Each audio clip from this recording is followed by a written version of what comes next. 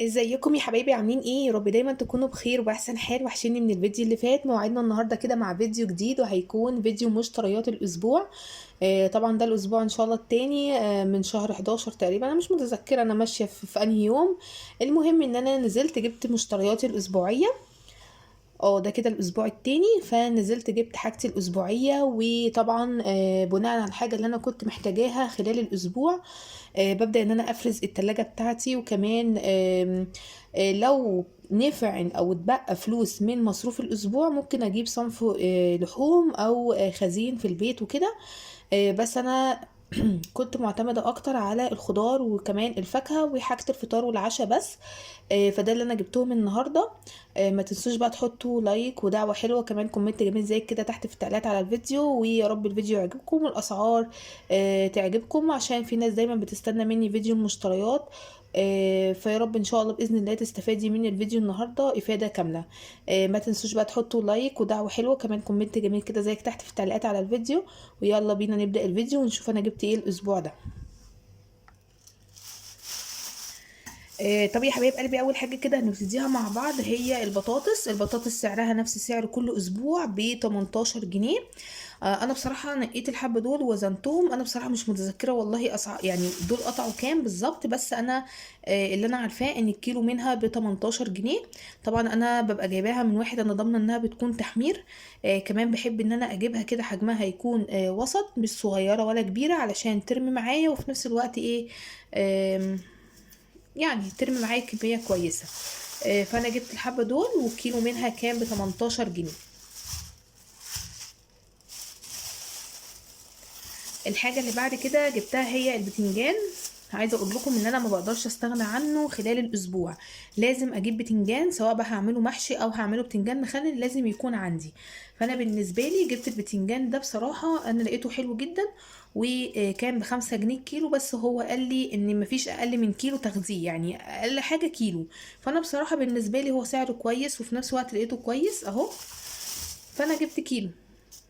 بصراحة مش بيخسر. وزي ما قلت لكم بقى هحطه محشي او هعمله بتنجان مخلل، هيبقى حلو جدا جدا.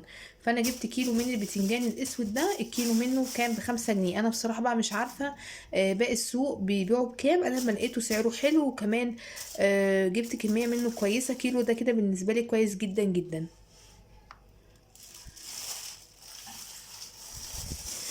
الحاجة اللي بعد كده اللي جبتها، جبت الكوسة دي، سعرها حلو جدا جدا جدا. انا بصراحة اتصدمت لما قال لي سعرها.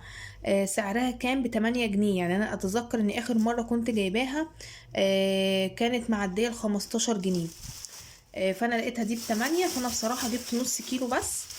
قلت عشان خاطر هعملها مثلا صنف طبيخ، مثلا كوسة باللحمة المفرومة ولا حاجة. اهو.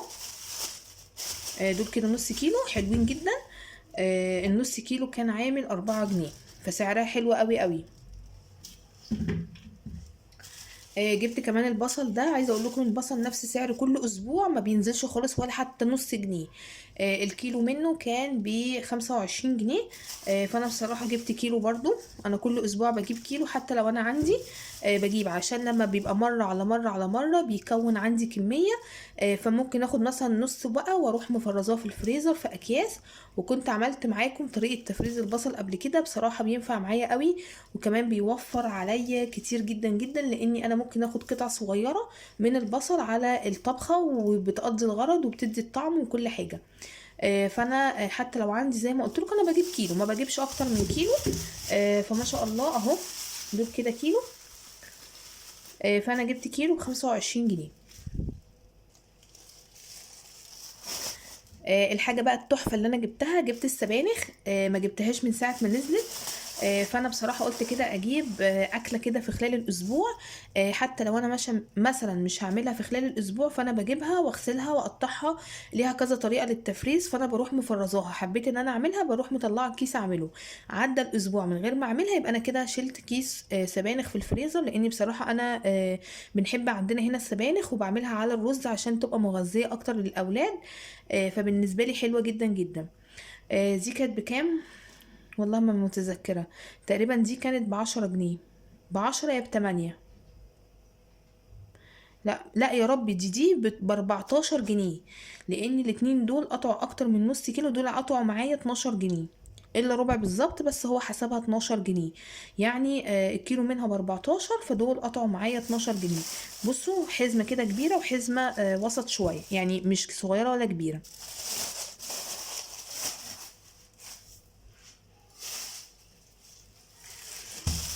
بصوا بقى الحاجه اللي فرحت بيها جدا جدا جدا، اول ما شفتها قلت لازم اجيبها. جبت اللفت. انا بصراحه من عشاق اللفت. ولسه اول مره اشوفه عندي في السوق لما نزلت، فقلت لازم اجيبه. اللفت ده طبعا بيتباع بالعرش بتاعه، بس انا طبعا بقطعه عند الراجل لاني مش بستخدمه في حاجه. على فكره في ناس بتاخد العرش ده وبتعمله محشي. محشي اللفت بورق اللفت، بس انا بصراحه ما جربتوش قبل كده. خلاص، فانا الليفت ده كان ال4 كيلو ب10 جنيه بالعرش. هو طبعا بيوزن بالعرش، وبعد كده لو عايزه تقطعيه بتقطعيه. انا بصراحه جبت 2 كيلو بس. 2 كيلو ب5. قلت كده يعملي برطمان حلو، ولما يخلص اجيب تيدي. فانا جبت 2 كيلو من الليفت اهو ب5 جنيه. بس بصراحه فرحت قوي قوي، وقلت ايه عايزه بقى ايه، يعني ايه، اعمل عجه بقى في خلال الاسبوع، اعمل قرنبيط تاني، اعمل اي حاجه بيليق معاها الليفت قوي. فجبت 2 كيلو ب5 جنيه.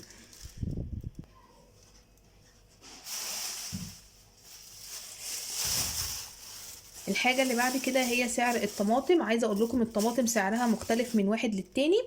في ناس بتبيعها ب10 وفي ناس بتبيعها ب12. انا بصراحة جبت اللي هي ام 10، لان لقيتها حلوة وجميلة، يعني هي مش حمرا قوي بس شغالة. فانا بصوا، هي ناشفة وماسكة نفسها بس مش حمرا قوي. فانا بصراحة جبت منها كيلو ونص ب15 جنيه. الكيلو ونص هيقضوني الحمد لله كويس. انا عندي كام كيس كده صلصة في الفريزر، او كام علبة صلصة. فبالنسبة لي كافيين جدا الكيلو ونص دول في الاسبوع عليا. فانا جبت كيلو ونص من الطماطم ب15 جنيه.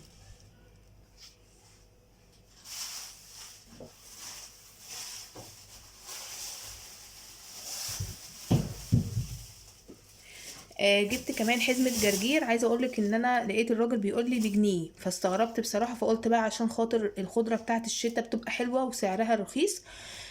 فانا مستنية بس كده ايه شوية، وممكن اجيب بقى خضرة وافرزها في الفريزر. بصراحة عرفت قيمة التفريزات، وعرفت قيمة الحاجة لما بتكون عندي في الفريزر في وقت الغلا اللي احنا فيه ده. فلو انت عندك الفرصة ان انت تجيبي اي حاجة وتفرزيها، ما تتردديش ابدا ابدا ابدا. لو معاكي مبلغ عايزة تجيبي بيه حاجات تفرزيها، هاتي وشيلي في الفريزر على طول، ما تتردديش. فانا جبت حزمة كده اهي، دي بجنيه. جبت كمان الخيار. عايزه اقول لكم ان الخيار في السوق كله وحش جدا ومكسر ومش حلو خالص، وسعره 10 جنيه و12 جنيه. لا بصراحة انا لقيت 10 جنيه، معرفش، ما سألتش بقى على عند الناس التانية. فالمهم قلت خلاص بقى اجيبه. فانا بصراحة جبت كيلو، لاني انا بحتاجه كتير جدا في السندوتشات الصبح مع الاولاد، يعني وهم رايحين المدرسة. وكمان انا باخده كمان معايا في الشغل مثلا جنب السندوتشات او حاجة. فانا جبت بصراحة كيلو. هو ما عجبنيش، بس انا كنت مضطرية ان انا اجيب منه. خلاص، لان زي ما قلت لكم في السوق كله مش حلو. فانا جبت كيلو كده ب10 جنيه. ده كده كان بالنسبة لل... لا لسه في حاجة تانية، بس هقول لكم دلوقتي على الشنطة دي عشان انا ماسكاها. بصوا بقى، جبت الاستفندي ده او اليوسفي. بصراحة بحبه قوي قوي، ومرضتش اجيبه الاسبوع اللي فات، قلت عشان خاطر ممكن يكون حادق، فقلت استنى عليه كده كمان اسبوع. عايزة اقول لكم ان سعره حلو جدا، الكيلو منه ب10 جنيه، سعره حلو قوي. وفي نفس الوقت حسيت كده ان الاسعار زمان رجعت تاني، يعني حسيت ان في حاجة ب10 جنيه.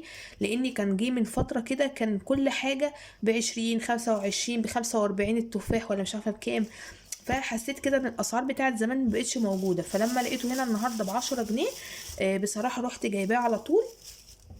الكيلو منه ب10، انا جبت 2 كيلو ب20 جنيه.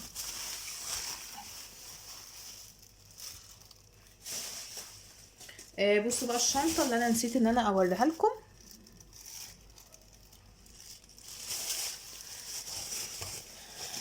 بصوا لقيت الجزر ده. طبعا انا نقيت التلاتة دول، وقلت بقى ايه زي ما يطلعوا وزي ما يكون سعر الجزر. انا لقيت الراجل بيقول لي الجزر ب16 جنيه، يا اما ب26 جنيه. انا بصراحه مش متذكره قوي. فدول مش عارفة حتى دول قطعوا كام، والله ما فاكرة، تقريبا 8 جنيه 7 جنيه في الحدود دي. انا بصراحه مش متذكره قوي عشان ما اقولكوش اي اسعار وخلاص، فانا بصراحه مش متذكره سعر الجزر، بس هو سعره نزل عن الاول. بصوا بقى كمان لقيت البتنجان الرومي ده، لقيته بكام؟ ب5 جنيه. لقيته ب5 جنيه، فبصراحه جبت كده كيلو. بصوا التلاتة دول كده قطعوا كيلو، وكان ناقص الميزان حاجه بسيطه فحطلي ديت، لان نفس سعر البتنجان ده نفس سعر البتنجان الرومي، فدول كده ب5 جنيه. جبت كمان الفلفل اللي هو الرومي ده على الفلفل اللي هو الحار ده، الكيلو منه ب12 جنيه، فانا جبت ربع كيلو ب3 جنيه. هو مش قد كده ومش مش حلو قوي، بس يعني قلت ايه اجيب ربع كيلو بس عشان خاطر ما يبقاش وحش واجيب منه كمية.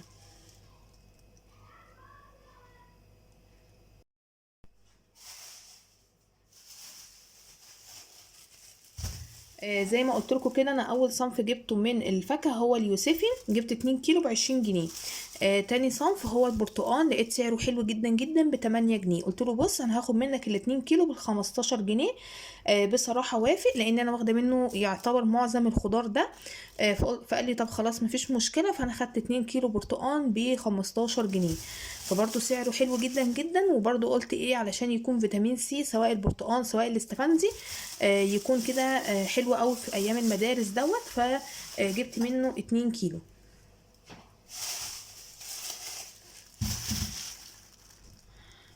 بصوا كمان جبت الجوافه دول.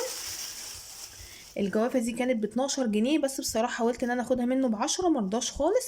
فانا كانت اخر 10 جنيه معايا في البوك، فقلت له طب خلاص هاخد ب10 جنيه بس جوافه، فقطعوا معايا ال5 وحدات دول.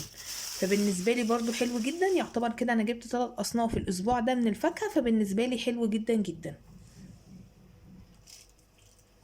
هنيجي بقى لحاجة الفطار والعشاء. بصوا بقى اول حاجة كده جبتها، جبت المخلل ده زي ما انتوا اتعودتوا معايا كل اسبوع بجيب ب5 جنيه من المخلل. يعني بجيبه بحطه في علبة في التلاجة، ووقت ما نحتاج بناخد منه. خلص خلاص مش بكرره تاني في خلال الاسبوع، لانه حاجة مش صحية، وفي نفس الوقت انا بكون عاملة البتنجان المخلل دايما في التلاجة، فبالنسبة لي برضو ايه ده شيء اساسي. بصوا كمان جبت من السوبر ماركت الجبنة اللي هي المشكلة دي. بصراحة انا كنت عايزة اجيب جبنة قديمة، بس بصراحة قال لي دي خلصانة، فقلت له طب خلاص هات الجبنة اللي هي المشكلة دي. انا بصراحة مش عارفة هو حاطط فيها ايه، حاطط فيها جبنة على لانشون على جبنة قديمة على زيتون على الحاجات دي. فالمهم قلت له حط لي ب20 جنيه بس، هي الكيلو منها ب100 جنيه نفس سعر الجبنة القديمة. فانا قلت له حط لي ب20 جنيه بس.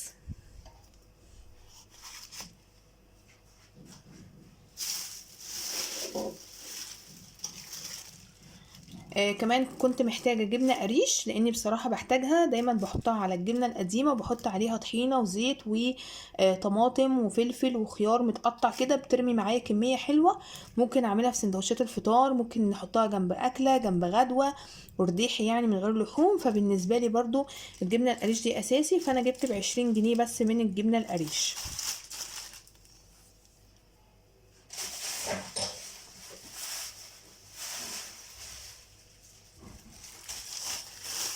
جبت كمان من السوبر ماركت، جبت نص كيلو من اللبن. انا بصراحه كنت جايبه امبارح نص كيلو من اللبن وانا راجعه من الشغل، فبصراحه ما استخدمتهوش وحطاه في الفريزر. فانا جبت نص كيلو اهو عليه، يبقى كده كيلو من اللبن البلدي. وما حبيتش ان انا الاسبوع ده اكتر من اللبن اللي هو المعلب ده، لاني بصراحه مؤخرا ما بقاش يعجبني طعم لبن بخيره. وبصراحه انا بحب اجيب الاكياس اللي هي النص كيلو دي، وجربت كذا ماركة تانية ما عجبتنيش برضو. فانا بصراحة جبت كيس واحد بس ده ب16 جنيه. عايزة اقول لكم اللبن ده النص كيلو ب11 جنيه، واللي انا جبته امبارح النص كيلو كان ب13 جنيه. يعني الاسعار متفاوتة من مكان للتاني. عايزة اقول لكم ان سواء ده او بتاع امبارح ما بيعملش قشطة غير حاجات بسيطة. خلاص. فانا جبت كيس بس واحد، قلت بس للايه للقهوه للحاجات اللي هي المشروبات دي. وقلت ده بقى ممكن اعمل منه رز بلبن، اعمل منه بشاميل، اعمل منه اي حاجه من دول. خلاص.